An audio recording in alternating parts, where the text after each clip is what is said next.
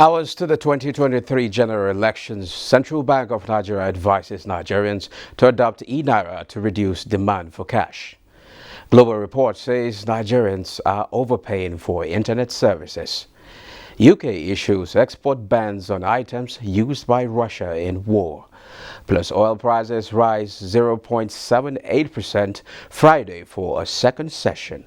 This is Business Express on the network service of the NTA, and we are reaching you from Abuja, the nation's capital.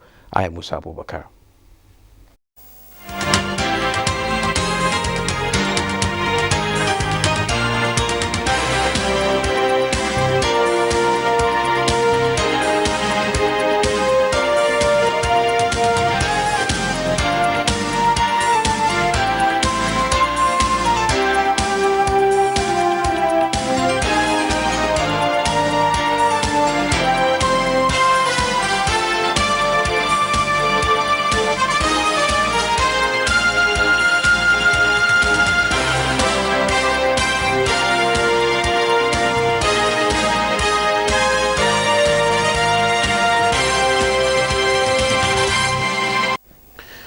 Let's bring you up to speed with business development. 9 firms have been approved by the National Council on Privatization under the chairmanship of the Vice President, Yemi Osinbajo, to immediately carry out a nationwide verification of NIPO's Properties Development Company Limited. The firms are divided into the 6 geopolitical zones of the country. This was one of the high points at the second meeting of the Council for 2023 held at the Presidential Villa. The firms had to provide proposals for carrying out the assignment based on validating the titles of the properties, thereby determining if the properties were duly registered at the relevant land registries. A private survey by Surfshark in its Global Internet Value Index reveals that internet users in Nigeria are paying more for the internet services they are getting. According to the data, Nigeria ranks 109th globally with an index of 0.0017, which is 44 times lower than the global average. What this means is that Nigerians are overpaying for the internet they get compared to other countries worldwide. The report shows that Nigeria came behind African countries like South Africa and Ghana, who are also both overpaying for the internet. Nigeria ranks 12th in Africa. The Central Bank of Nigeria says the e-Naira platform is a reliable channel for electronic payment system Nigerians can adopt as a means to cushion the effect of cash crunch being experienced as a result of the Naira redesign policy of the Apex Bank. The system of cash transfer, which enables a seamless fund of wallet with vouchers and transfer from wallet to bank account, officials of the Apex Bank say is safe from hackers.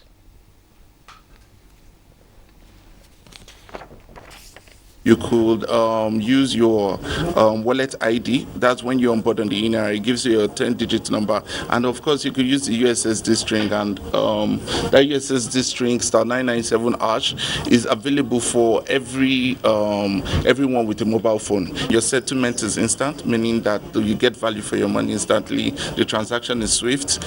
No network failure, no reverse transaction or truncated transactions. So, and we have private network connections with the servers of the e-Naira, that's CBN servers. So there is no way of hacking in that system. So, as I said earlier, we have 99.99% assurance of safety on our platform.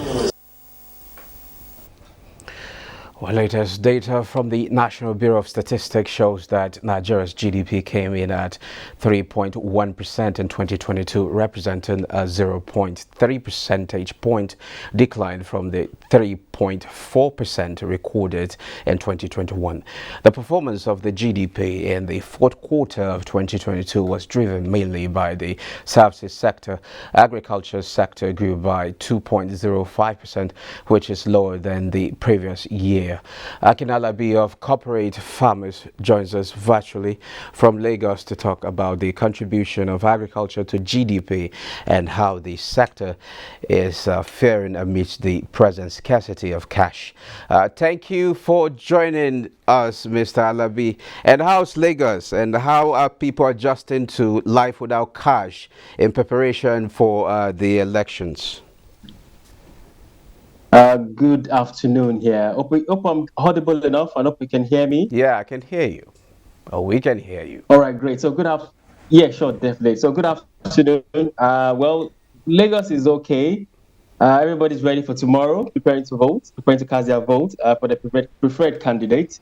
And we are very hopeful that tomorrow will be successful for Nigerians as a whole. Okay, let's now talk food and agriculture. Performance of the agriculture Yes. sector at the end of 2022 was significantly lower than 2021. Let's have an understanding. What hampered the performance of the sector? All right, thank you very much for that analysis. And it's always very good for us to have that index analysis of how the sector is doing in terms of year on year. And because you know that agriculture is a major sector of the economy that has actually been quite dramatic for farmers across the country, not only Nigeria, but across the world at large. And you know that last year was when we had the major, last year, which is still on anyway, the Russia and Ukraine war started, which affected a whole lot of the sector, specifically in terms of the grain commodity. And leaving at that, you know, last year also had the record of about 60% of our farmers that had to sell off their farmlands. Reason because they could not keep up with the constant increase of farm inputs that keep rising on a monthly basis. And these are factors that, if you look at the entire last year, it was a major factor that caused food insecurity in Nigeria at large, where government even had to intervene at some point. And it gets to a point whereby these things definitely will affect the growth, the index of food production itself, because each farmers are affected. That aside, last year again, towards late last year, we also experienced massive climate change disasters, in our farmlands. So that again is another major one. Imagine Niger State having lost billions of dollars on their rice farm last year. We also have states like Jigawa, Niger State, Kebbi, that lost a whole lot in terms of dollars on their grain market last year because of climate disasters. This definitely will have its own integral effect on the GDP factor for last year. But again, this is another year. The question is, how do we do better? How do we make it better? That is where we need to converse. That we need to discuss more importantly. But last year, two major events happened. Or from Russia and Ukraine, which is still affecting till today. The huge cost of farming inputs is a major factor, and also climate change disaster was major. So even any farmer that was able to scale last year was able to scale because of two things: God's grace and tenacity. Now, you talked about last year now. Now, let's talk about this year and presently. Some traders of food items and perishable agricultural produce have lamented losses maybe due to the Naira redesign policy. How can you assess the effect of the Naira redesign policy? Oh, all right, thank you. Now, I must first of all, you must first of all understand the fact that majority of our farmers today, at least about 60-70% of our farmers today, are smallholder farmers. And smallholder farmers definitely deal with cash, raw cash, to buy inputs, seedlings, and other items. And when the major effects on food is obvious, because if a smallholder farmer that deal with raw cash, I must also not forget that majority of the smallholder farmers, at least about 40% of them, are domiciled in the northern part of the country, while we have about, let's say, 10%, 20% of them are spread across southwest, southeast region part of the country. Cash is a whole lot for smallholder farmers. And because most of them, again, based on analysis, are basically unbanked. So we are getting to the era whereby introducing digitalization, financial inclusion into the ecosystem is becoming quite interesting. But again, the fundamental fact is that our smallholder farmers still deal with raw cash, and definitely this has affected them a lot. We have a couple of farm groups in Kwara we are working with at the moment, and we can tell you for a fact that there is issues we get on a daily basis whereby we can't access raw cash to buy simple items that they will need on the farm on a daily, weekly basis. It's affecting production. But again, we must also understand that it's a redesign process which will affect the entire economy of the country, not only the agriculture alone, the entire economy of the country. But with patience, I'm definitely sure that we will overcome this phase. Then after that, we now face a major challenge, which I see, and that is called leadership. Leadership in the sector. That is the most critical part that we are facing right that we are going to face this year. Okay, well, you've said it, but the problem is, since the policy is here to say, how do farmers adjust to this? Because it's like it's not going away anytime soon.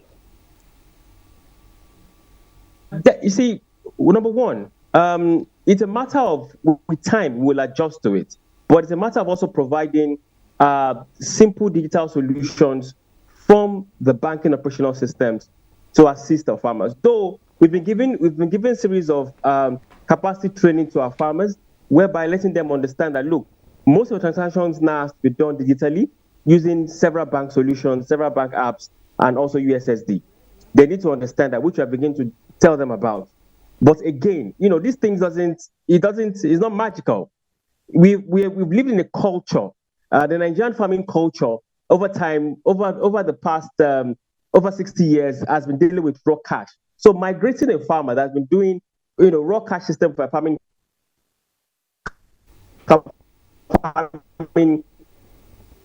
business to now migrating to it, we're going to face a whole lot of challenges because none of them even has a bank account. Talk less now having a mobile app solutions or other app solutions that will help them make simple transactions. But I'm sure with time, and I do hope and pray that the federal government will have a way whereby all these simple things will be looked into, and definitely we will have a process whereby both cash and also payment system for digitalized solutions will move hand in hand because we are suffering. That's just the simple fact. Farmers are facing it and are really suffering from producing on their farmland because they can't access simple cash. Simple cash. It's as bad as that. Simple cash. Well, but I thought farmers are supposed to take advantage of the technology available so that they can make things easier for them. Don't you think that's one of the options? Yeah, it is an option, but as I said, most of our farmers again are basically nomadics. Not all of them, except we have to split our farmers into two. We have the urban farmers, we have the rural farmers. And when I say rural farmers, I mean real rural farmers that doesn't even have a bank account. We must be clear about that. Majority of our smallholder farmers do not have bank accounts. So how do you now migrate someone that doesn't even use a bank account to now begin to use digital solution? It's a whole lot of process. It's a whole lot of training for them.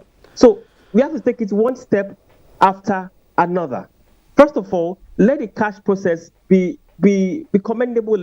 Let it be even enough. So that we will put them through the process gradually, not just boom in their face. As I said, it's affecting food production at the moment.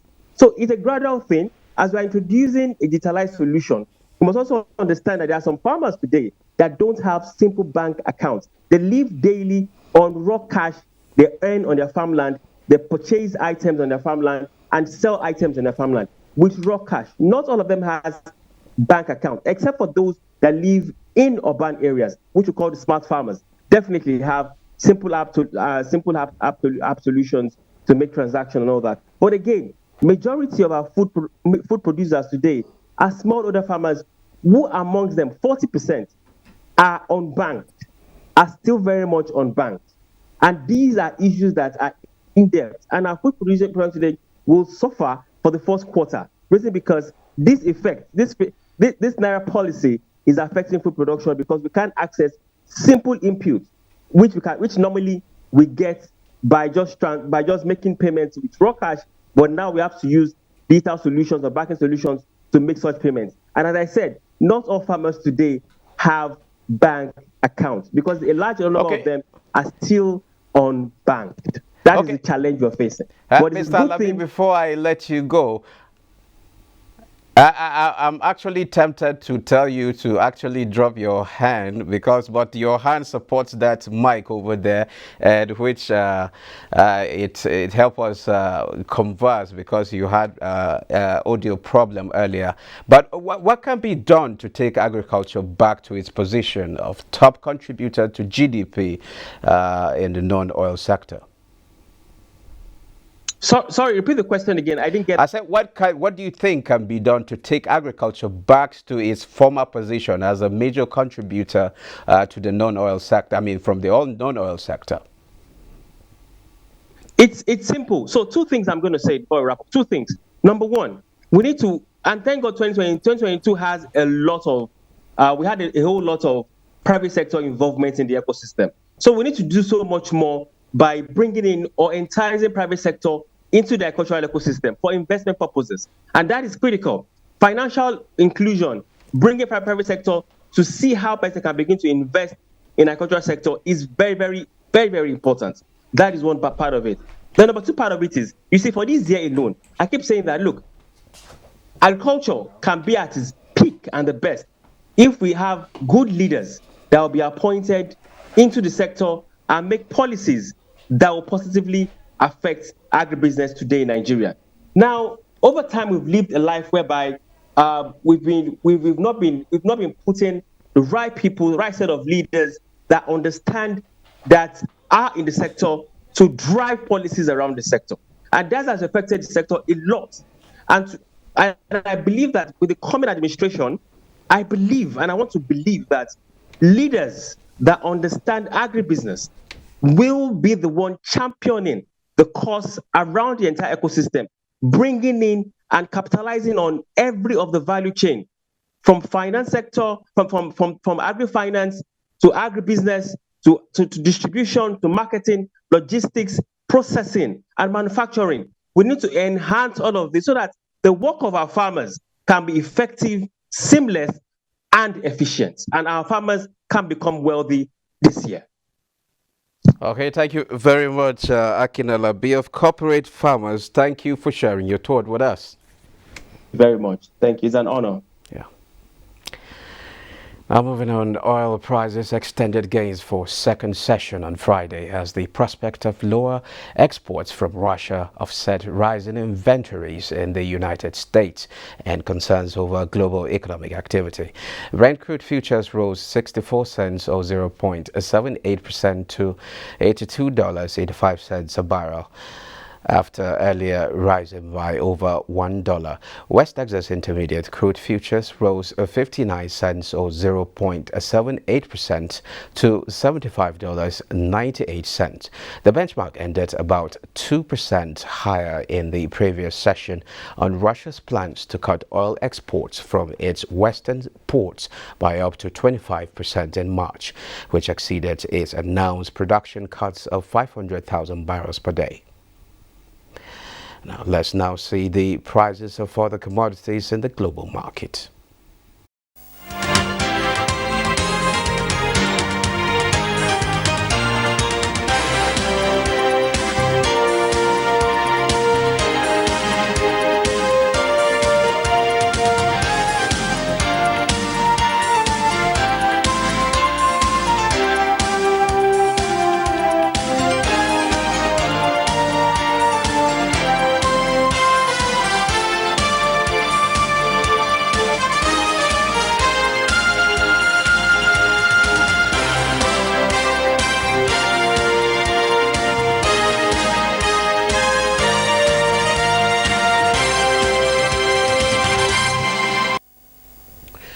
Meanwhile, Britain marked the one-year anniversary of the invasion of Ukraine this Friday by issuing more sanctions against Russia, including export bans on every item it has used on the battlefield and import bans of iron and steel goods. Britain has frozen assets and targeted a wave of Russian officials and companies in the last year in an effort to cripple Moscow's economy and curb its ability to wage war on its neighbors.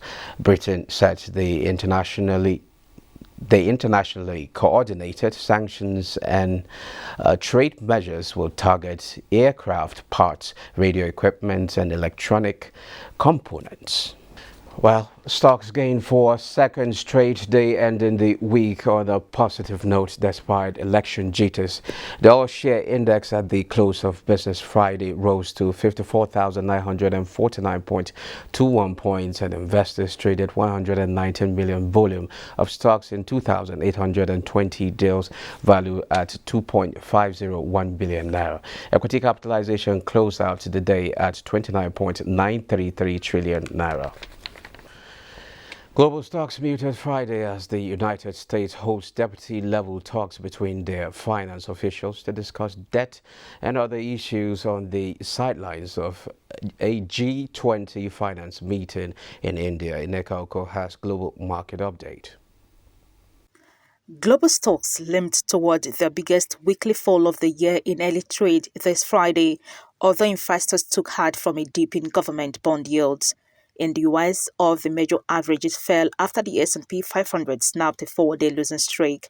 The Dow Jones Industrial Average Futures slipped by 0.27%, S&P 500 dipped 0.41%, and Nasdaq 100 lost 0.78%. Asian markets were mixed.